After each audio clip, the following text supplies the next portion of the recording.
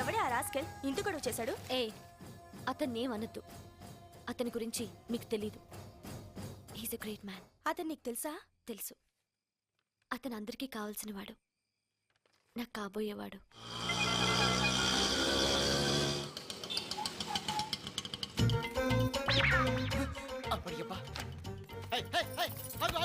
ఏంటి ఏకంగా లగేస్తారు వచ్చావు? ఎక్కడికి? సెటిల్ అయిపోదామని 24343 వీటిని కొంచెం లోపల పెట్టించు. ఏంటి పెట్టించేది జింగిడి? నువ్వు ఇంట్లో కాదు కదా, ఈ వీధిలో కూడా ఉండడానికి వీల్లేదు, వెళ్ళిపో. చూడు, నువ్వు కొంచెం ఎక్కువగా వాగుతున్నావు. నా సామాన్లు లోపల పెట్టించలేదనుకో, నీ సామాన్లు కూడా గల్లంతవుతాయి.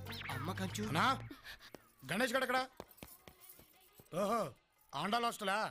ఏంటి తమరు ఇటు చేశారు? నమస్తే సార్. రాత్రి మీరు చేసిన గొడవకి మా ఆండాలు ఎమ్మ నన్ను బయటికి గెంటేసింది సార్. ఏంటి ఆండాలు ఎమ్మ? ఎమ్మ అంటే ఇంటి పేరా? కాదు, తిట్టు. అసలే ఆడపిల్లని, అందులో అబ్బలని, ఎక్కడికి వెళ్ళాలో అర్థం కాక ఇక్కడికి వచ్చాను సార్. కొంచెం మీ ఇంట్లో చోటిస్తే. నేను మా ఇంట్లోనా? చూడు, నువ్వు అనవసరంగా టైం వేస్ట్ చేసుకోకుండా వేరే చోటు వెతుక్కో. ఇక్కడ ఉండటం కుదరదు.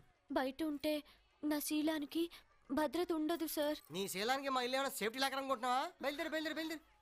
ఒక్క 3 నెలలు మీరు కళ్ళు మూసుకుంటే నేను డాక్టర్ని అయిపోతాను సార్. లేదంటే నా చదువు పాడైపోతుంది సార్. ప్లీజ్, నా మీద జాలి లేకపోయినా నా చదువు మీద ప్రేమతో అయినా నన్ను ఉండనివ్వండి సార్. ప్లీజ్. రే మంచుకొండ, కరిగిపోవద్దురా, ఇది కంచు కంచు. పోన్లే అన్న, తెలుగు అమ్మాయిగా.